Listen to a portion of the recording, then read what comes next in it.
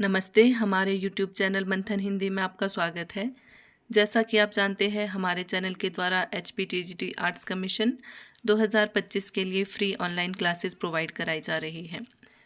यदि आप भी अपनी तैयारी को बेहतर बनाना चाहते हैं तो हमारे चैनल से जुड़ने के लिए चैनल को सब्सक्राइब अवश्य करें।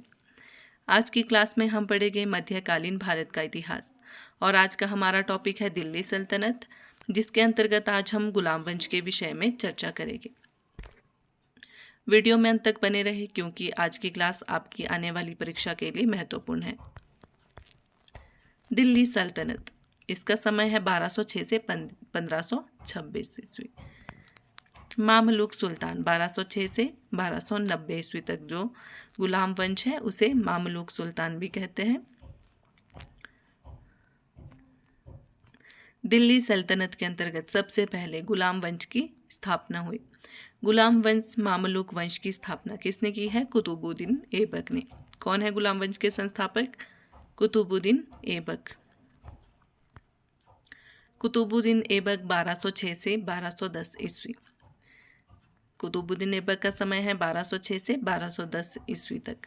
कुतुबुद्दीन ऐबक को भारत में तुर्की राज्य का संस्थापक माना जाता है। ऐबक का राज्याभिषेक जून 1206 में हुआ था। उसने लाहौर को अपनी राजधानी बनाया था।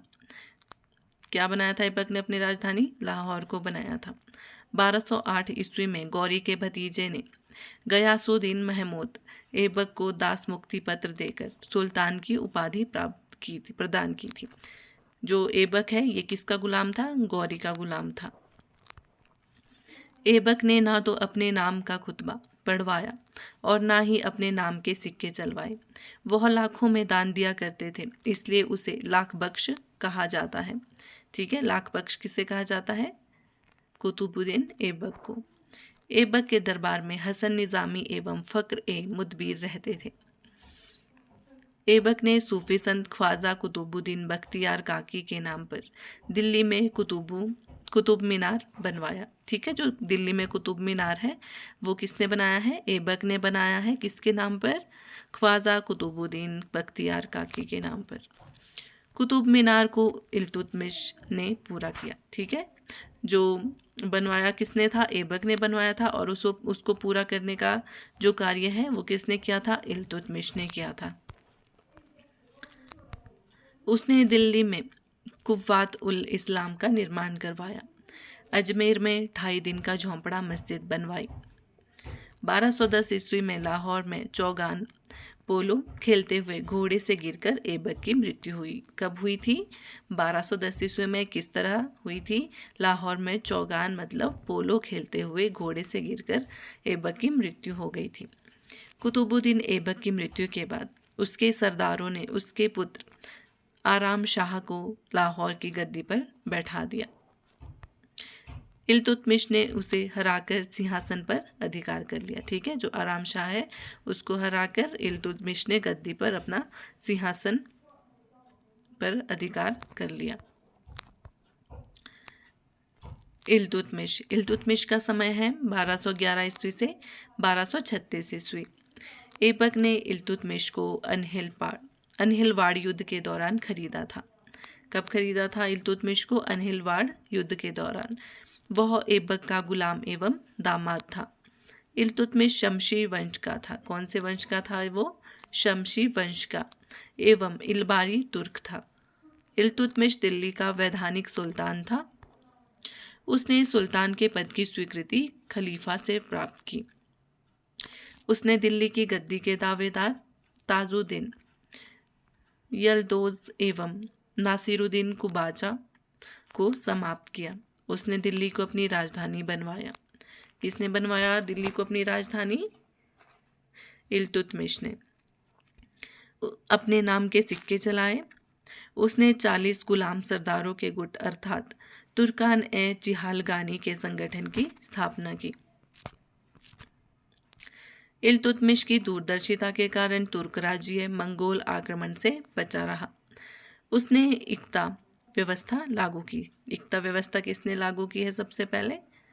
इल्तुतमिश ने, ध्यान में रखना है, एग्जाम में प्रश्न पूछा जाता है। 1226 ईस्वी में बंगाल को जीतकर उसे दिल्ली सल्तनत का इक्ता सूबा बनाया। इल्तुतमिश ने 1226 में ही रणथंबोर पर विजय प्राप्त की। ठीक है, कब की थी इल्तुतमिश ने? 1226 में रणथंबोर पर विजय प्राप्त की।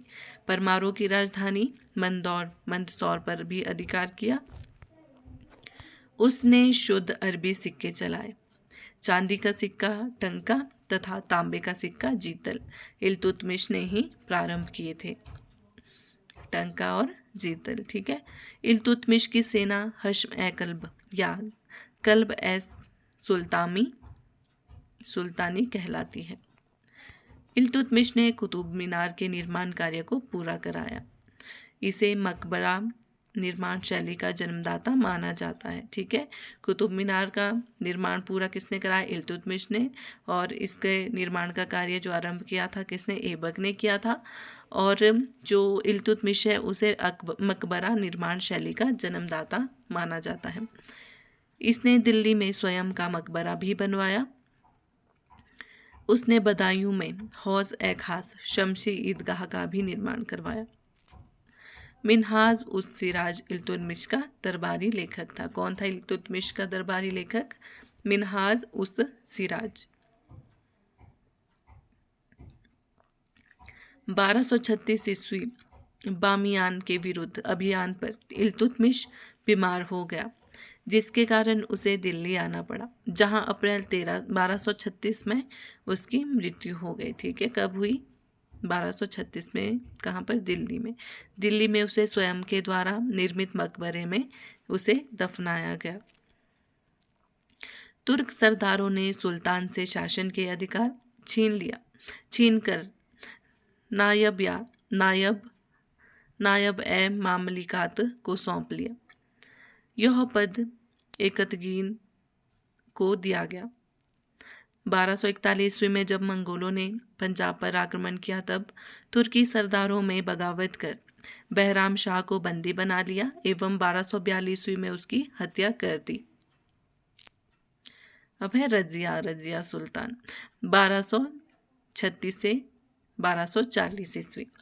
इल्तुतमिश की मृत्यु के बाद रुकनुद्दीन फिरोज शाह अपनी मां शाह तुर्कान के सहयोग से गद्दी पर बैठा। शाह तुर्कान के अत्याचारों से परेशान होकर जनसमूह द्वारा उसे अपदस्थ किया गया।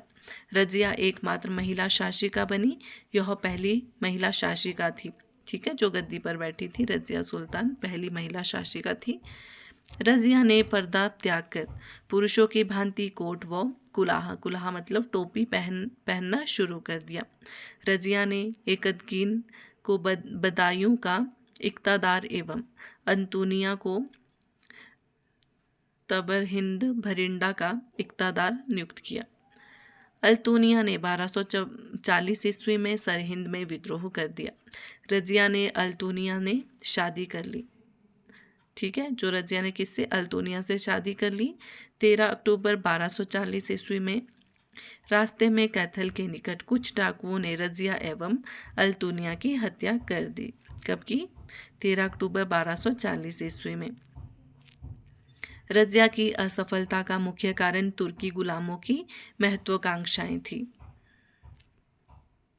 अब है मुइजुद्दीन बहराम शाह। इसका समय है 1240 से 1242 ईस्वी।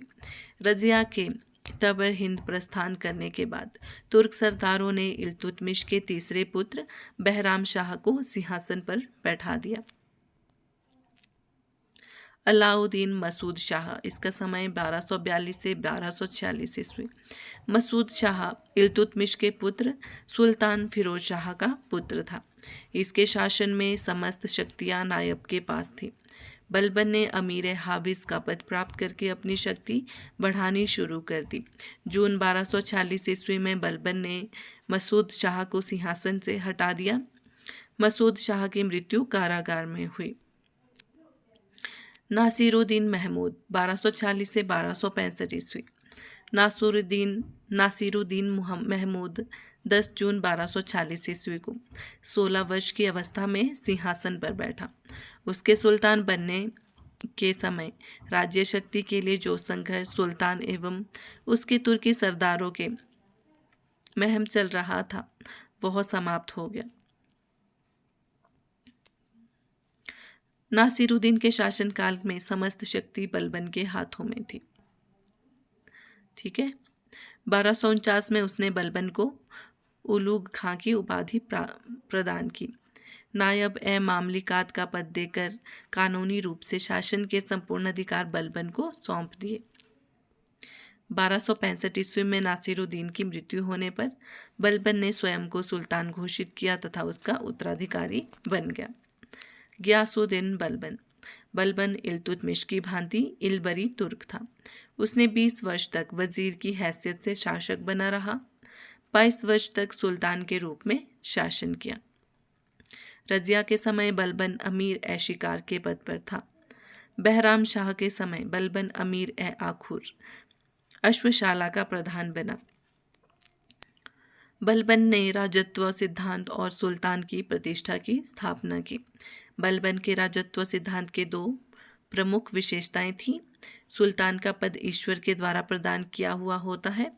सुल्तान का निरंकुश होना आवश्यक है।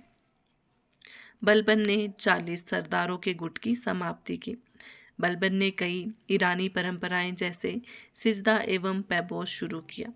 सिजदा क्या है? भूमि पर लेटकर अभिवादन, और पेबोस है सुल्तान के चरणों को चूमना। बलबन ने रक्त एवं लोह की नीति का पालन किया। ठीक है, ध्यान में रखना है, रक्त एवं लोह की नीति का पालन किसने किया है? बलबन ने किया है। उसने ईरानी त्योहार नौरोज भी आरंभ किया। वह स्वयं को फिरदौस के शाहनामा में वर्णित अप्सरा सियाब वंश का बताता था। बलबन ने पृथक सैन्य विभाग दीवान ए अर्ज की स्थापना की। बलबन ने जिल ए इलाही ईश्वर का प्रतिबिंब की उपाधि धारण की। कैकुबाद और शमशुद्दीन क्यूमर्स। इसका समय है 1287 से 90 ईस्वी। बलबन ने अपनी मृत्यु से पहले अपने बड़े पुत्र महमूद के पुत्र कैखुसरब को अपना अधिकारी नियुक्त किया। तुर्क सरदारों ने कैखुसरब को मुल्तान का प्रांतीय शासक बना दिया। दिल्ली के कोतवाल फखरुद्दीन मुहम्मद ने एक षड्यंत्र के तहत बलबन के पुत्र बुगरा खां के पुत्र कैकुबाद को सुल्तान बना दिया। कुछ समय बाद कैकुबाद लकवाग्रस्त हो गया और तुर्क सरदारों ने उसके पुत्र क्यूमर्स को सिंहासन पर बिठा दिया। 1290 ईस्वी में जलालुद्दीन खिलजी ने शमशुद्दीन क्यूमर्स की हत्या कर दी। एक नया वंश खिलजी वंश की स्थापना हुई। इस तरह से क्या हुआ? खिलजी वंश की स्थापना हुई और गुलाम वंश का समय समाप्त हुआ। किसने की थी? क्यूमर्स की हत्या जलालुद्दीन खिलजी ने की थी। कब की थी? 1290 में, और उसी ने खिलजी वंश की स्थापना की। आशा करती हूँ आपको क्लास अच्छी लगी हो। धन्यवाद।